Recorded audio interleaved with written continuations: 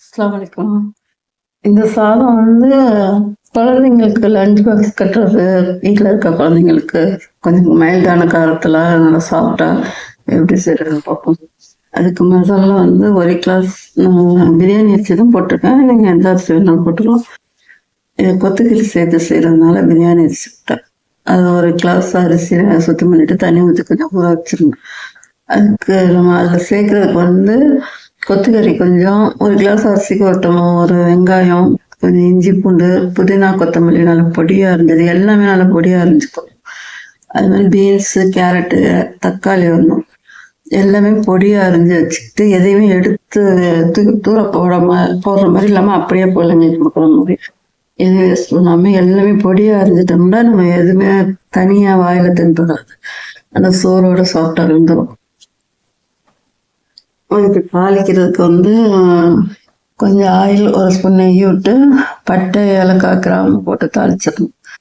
அதனால பட்டை, ஏலக்காய், கிராம்பு பொரிஞ்சோன்னா நம்ம அந்த கட் பண்ணி வச்சிருக்க வெஜிடபிள்ஸ்லாம் அதில் போட்டு சேர்த்துக்கணும். அது கேரட், பீன்ஸ் பொடியாக அரிஞ்சு வச்சுருக்கோம், புதினா கொத்தமல்லி எல்லாமே பொடியாக அரிஞ்சு வச்சுருக்கோம், கொஞ்சம் கொத்துக்கறி அதையும் போட்டு, தக்காளி, இஞ்சி பூண்டு எல்லாமே போட்டு, பச்சை மிளகாய் தேவையில்லை, குழந்தைங்களுக்கு கொடுக்குறதுனால பச்சை மிளகாய் தேவையில்லை. இதை லஞ்ச் பாக்ஸ் கட்டுறதுக்கு நல்லாயிருக்கும், வீட்டில் உள்ள குழந்தைங்களுக்கு ஊட்டவும் நல்லாயிருக்கும். இந்த ஏலக்காயும் சேர்த்து தக்காளி எல்லாமே சேர்த்து நல்லா வதக்கிடணும். நல்லா வதக்கி அதுக்கு அந்த காரத்துக்குன்னு பார்த்தீங்கன்னா கொஞ்சமாக கரம் மசாலா சேர்த்து ஒரு 1/4 டீஸ்பூனோட கம்மியாக மிளகாய்த்தூள். அது குழந்தைங்களுக்குங்கிறதுனால காரம் ரொம்ப மைல்டாக இருக்கும். இதனால டேஸ்ட்டாக சாப்பிடுங்க குழந்தைங்க. காரம் கம்மியாக இருக்கும்போது பிள்ளைங்க நல்லா சாப்பிடுங்க. கரம் மசாலா 1 ஸ்பூன், சின்ன ஸ்பூனில் 1 ஸ்பூன். மிளகாய்த்தூள் வந்து ரொம்ப கம்மியாக வரும், கொஞ்சம் மிளகாய்த்தூள். உப்பு வந்து காய்க்கு, சாதத்துக்கு எல்லாத்துக்குமே சேர்த்து உப்பு சேர்த்து கொஞ்சமாக மிளகாய்த்தூள் சேர்த்துட்டு, இது வந்து தயிர், நம்ம பிரியாணிக்கு அப்படியே தயிர் சேர்ப்போமா அது மாதிரி கொஞ்சமாக தயிர் சேர்த்து, எல்லாமே இந்த 1 கிளாஸ் அளவுக்கு தான் தயிர். என்ன பெரிய ஸ்பூனில் 1 ஸ்பூன் இருக்கும்.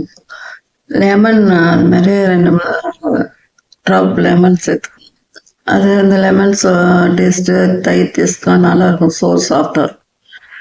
இந்த 1 டம்ளர் தகுந்த மாதிரி சேர்த்துக்கலாம். அது கூட போடுறவங்க கூட சேர்த்துக்கலாம், அதிகமாக சேர்த்துக்கலாம். இது வந்து 1 டம்ளருக்குள்ள அளவு மட்டும். இதில் கொஞ்சமாக மிளகாய்த்தூளி சேர்த்து, தண்ணியை பார்த்தீங்கன்னா நம்ம சாதாரணமாக வந்து 1 டம்ளருக்கு 2 டம்ளர் தான் வைப்போம். ஆனால் இது குழந்தைங்களுக்கு சாஃப்டாக வேணுங்கிறதுனால 1 டம்ளருக்கு 2.25 டம்ளர், 3 கூட வைக்கலாம் சமயத்தில். நான் அரிசி கொடுத்து இதுக்கு வந்து நான் இப்போ 2.25 எதில் அரிசி இழந்தோமோ அதிலே வந்து 2 டம்ளர் ஊற்றிட்டு ஒரு 3/4 டம்ளர் எக்ஸ்ட்ரா ஊற்றும். அப்போ தான் சோறு வந்து சாஃப்டாக இருக்கும்.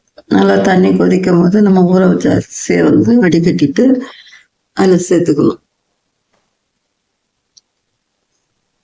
இந்த மாதிரி குழந்தைங்களுக்கு நம்ம தனியாக செஞ்சு விட்டல பிள்ளைங்க வந்து நல்ல விருப்பமாக சாப்பிடுங்க. காரம் மைல்டாக இருக்கும், டேஸ்ட் இருக்கும், அதனால விருப்பமாக சாப்பிடுங்க பிள்ளைங்க. இது லஞ்ச் பாக்ஸுக்கும் அப்படியே கட்டிடலாம், ஈஸியாக இருக்கும், ஒரே சாப்பாடாக. இதுக்கு சைடிஷ் வேணும்னா கொஞ்சமாக தயிர், வெங்காயம் சேர்த்து அந்த செஞ்சு கொடுத்தோம்னா தொட்டுக்கோங்க. பெரிய பிள்ளைங்க, சின்ன பிள்ளைங்களுக்கு அப்படியே ஊட்டிடலாம். 2 விசில் அல்லது 3 விசில் விட்டாவே போதும். அது விட்டு அந்த தம் அடங்கணும். அடங்கி அதுக்கப்புறம் எடுத்தீங்கன்னா சூப்பரான லஞ்ச் பாக்ஸ்க்கு ஏற்ற மாதிரி, குழந்தைங்களுக்கு ஏற்ற மாதிரி சாஃப்டான சாதம் ரெடி ஆயிடுச்சு.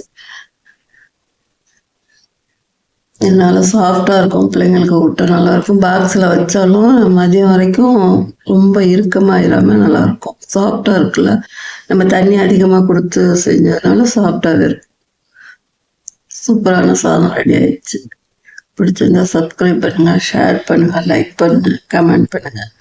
அஸ்ஸலாமு அலைக்கும்.